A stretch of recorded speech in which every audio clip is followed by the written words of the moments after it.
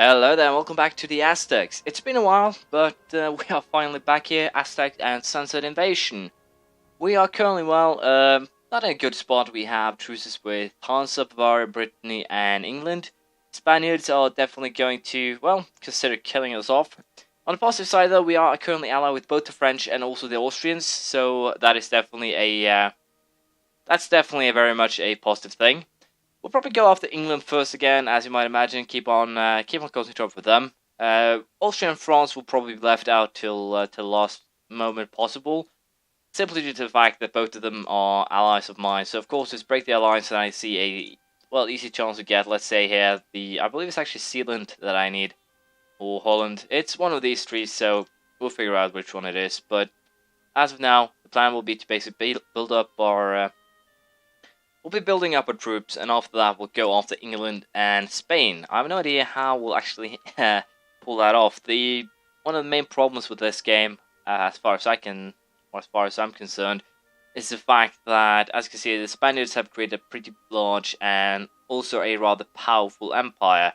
So it will of course be very difficult to beat them, but it will definitely be possible. We'll simply have to see how it goes. But for now, we do have some issues here, mostly prestige and legitimacy related.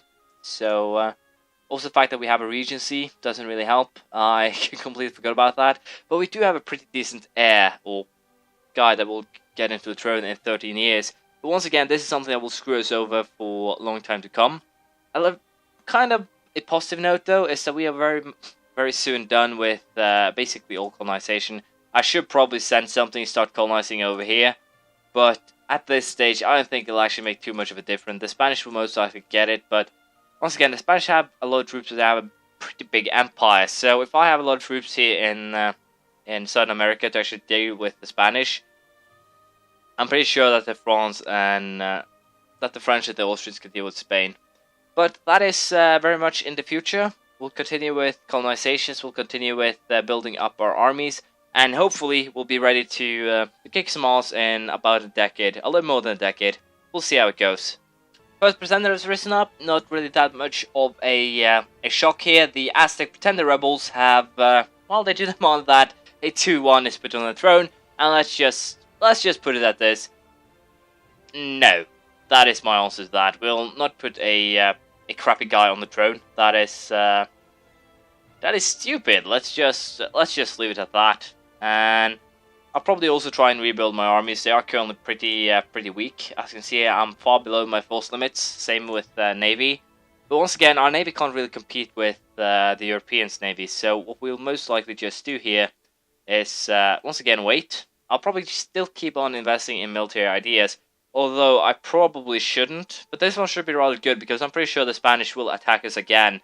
And with improved foraging, the last defensive idea, it'll both help my land attrition when I attack, let's say, England, but also the fact that we get actually got a national idea as well, but that doesn't matter. The attrition for enemies +1, that'll definitely help if the Spanish decide to attack us. Trade saving +5%, doesn't really help that much, but it's a nice little bonus to have. Land attrition -25%, on the other hand, is really, really nice. And as I said, I'm kind of tempted to just leave the military tech for now until we get to the neighbor bonus -25%. We'll have to see how it goes. We'll also have to catch up in admin tech and diplomacy tech. So there's a lot of things that we need to do here, and I of course have forgotten to send the colonists to a colony. As I said, we'll probably end the colonization attempts once these three are done. So that should be the end of the colonial age of the Aztecs. We'll go overseas after this. I'm a little bit unsure if I'll actually get I'll probably not get the colonization wall casters battle or something along those lines. But we'll figure it out soon enough. I guess we'll improve relations with the Spaniards for now, and probably also someone else here. Let's see. Cologne could potentially be a nice little ally to have. Algiers, no. The French are of course a huge help. Let's just say that here. So I'll definitely keep on improving relations with them as often as I can, but I definitely also need other allies to rely on. The Ottomans doesn't really, they don't really like me that much now, but we'll send a diplomat to improve relations with them as well. Scotland broke their alliance with us. Why? Well, I guess we'll improve relations there again. I do want that alliance with Scotland. It makes sure that the English can't really expand that much out of where they currently are. So that's good. But as I said, we'll probably go for war with England here. Try and take one or two of these provinces. We'll probably end up calling them ourselves, as you can see. No other course really to get here. I can't peacefully, well, get Scotland either. So I'll probably score this area by sacrificing a lot of admin power. But we'll just need these 5 provinces as far as I know. I have no idea. Might need Norfolk, Lincoln, and Yorkshire as well. And if that's the case, then it's going to be really expensive. But worst case scenario, I'll simply have to take it all, and then probably, most likely, have to sell some provinces back. But I think we should be fine. But for now, I'll just keep on going. Why, Austria? Why? Seriously, why? I would really like it if these guys actually gave me a reason here. Let's see, a distance between borders. Okay, I can understand that one. So the Austrians broke their alliance purely because of the fact that there's a very, very long distance between the borders. And that is another incentive for me to actually get some land in Europe rather quickly. And also in that case, I'd give the advice for anyone else who actually tries this to, if you actually end up trying to do this, I'd really advise you to, as soon as possible, try and get yourself a colony in, let's say, Africa or something like that. Or simply go to war against Morocco or Algiers. Anyone really to just get a province in the area and thus get rid of the distance penalty. But I'll stop chit-chatting for now. We'll leave things as they are.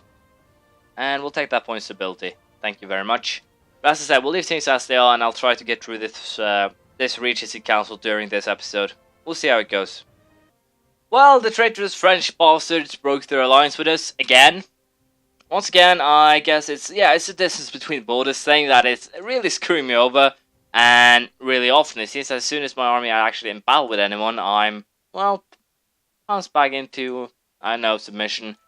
It's almost tempting to call it that. Let's just be honest here. Let's see, 12 to 6. That is my current setup. I'll build another 20k army just to get a little bit.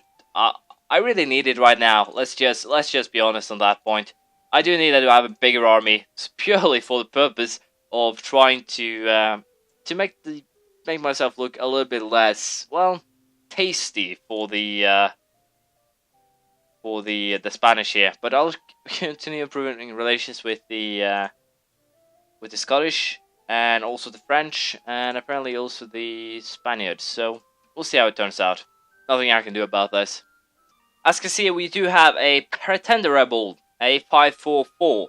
The guy the current heir is a 543. It's the only thing that I really give up for here is a 6 military guy, because once again, military is what we need here. So just a 504. Not really anything that I'd allow to take the capital. By the time he actually takes the capital, the Regency Council will end it by itself. So once again, not really much incentive for me to, once again, use the kind of gaming tactic of allowing them to take over. So for now, we'll just keep on building armies, building up strength, and hopefully we'll be ready to go back to Europe once we actually, well, get our kid on the throne. We'll see how it goes. Admin Tech 16 has been reached, College and Mint. I can now build both of those buildings, and I think we actually will build that Mint at the very least, because, well, or because the problem is that I know I have some pronunciation issues. I'll try to deal with them. My apologies on that. But yeah, I'll try to build. I believe the Mint is. Nope, my bad again. I believe there it is. That's the Mint. I thought it was the building that reduced. Well, no, so it's the building that reduced inflation, but it wasn't. So that's too bad. But well, nothing to do with that for now. I'll still try and get ourselves into friendly with both, as many as possible. Let's just leave it at that. But hopefully we'll pull something off here. I'll stop chit-chatting, or I'll stop with the pointless chit-chat and just get on with it. Once again, I think we'll be sacrificing tech points into ideas here. We'll take the quality education, try and get the quality tree completed, just to make our troops a little bit better. As you can also see, I'm also started the process of building another 20k army, and that is because we are making a ton of money. So I can definitely afford this. And also, I do have quite a big mercenary army. I'll have to keep it until I have at least most of the English provinces under lock and key here with coal construction. So there's 4 cores. They will probably all be done before the Regents Council is over, which is great. And other than that, not really much else to do here. We'll try to get I'll try to get the alliances going with the French and the Austrians again. Although I do doubt it. We'll see what I can dig up. Diplomatic Tech 16 has been reached. The post office and naval arsenal. I get an increase in trade efficiency by 10%. I can also build naval arsenals and post offices. So good. I don't really actually naval force limits, and I in general don't really build that many buildings, as you might already know. We have, well, to some extent, more important things to use our points on here. Mostly just, well, getting rid of rebels and all that kind of things. Apparently we got another cardinal. Or, yeah, cardinal. We have 2. Spanish have 4. And apparently now I actually have no one that I can or have invested points in. So I guess we'll go for the guy that's currently, well, being bribed by the Tuscans. And we'll just, well, keep on going as we have. We'll see how things turn out by the end. University level, or Admin Tech 17, the university has been researched, and with that we get another group of ideas, and I can now build a university. This is something I will build, and I'll just build it straight away because it is a unique building here. As you can see, it's the university. It gives minus 5% to tech costs. So it's really kind of a big deal. When it comes to that next idea, so I kind of want to take offensive, but once again, no idea we'll actually use it. When it comes to these things, religious ideas might actually be a good idea here, because better relations over time. And of course people will hate us a lot for what we are about to do here, so we'll take the religious idea group, and, well, we'll go through this one. The stability costs were probably nice. Missionary strength probably, especially when we start dealing with the English. The, well, mercenary group here has actually been defeated in a couple of battles. I had to actually use or sacrifice some manpower to get rid of these rebels before they actually destroyed something valuable here.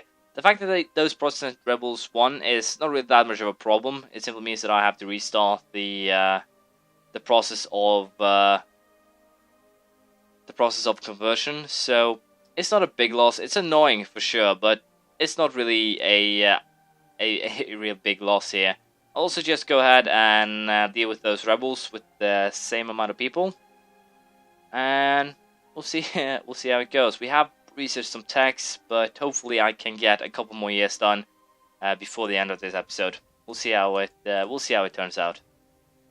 As you can see, we have a great advisor event here where we can choose between 1 point stability or 50 prestige. Let's face it, it would actually be nice with that prestige, but we'll lose it before the Regency Council is over, is most likely. So I guess we'll take that point prestige, or no, that point stability. My bad. We are back at +2. I lost 1 point of stability due to a event where you can either choose between losing a bunch of your points or a point of stability. In that case, I actually chose a point of stability. It worked out pretty great. As you can also see, we'll take the next military idea here, the finest of horses. Cavalry combat ability plus 10%. That should help out, well, a little bit. But I'm really looking forward to, aren't actually something, yeah, the artillery bonus should definitely help out a lot more. Also, another reason why I didn't actually go full tech level here is because I have military complacency, which gives an increase in the cost to actually this tech. But as you can see, the university gives minus 5% to all techs, which is quite nice. We'll also most likely use the admin points to fill out this tree rather than continuing with the stuffs here.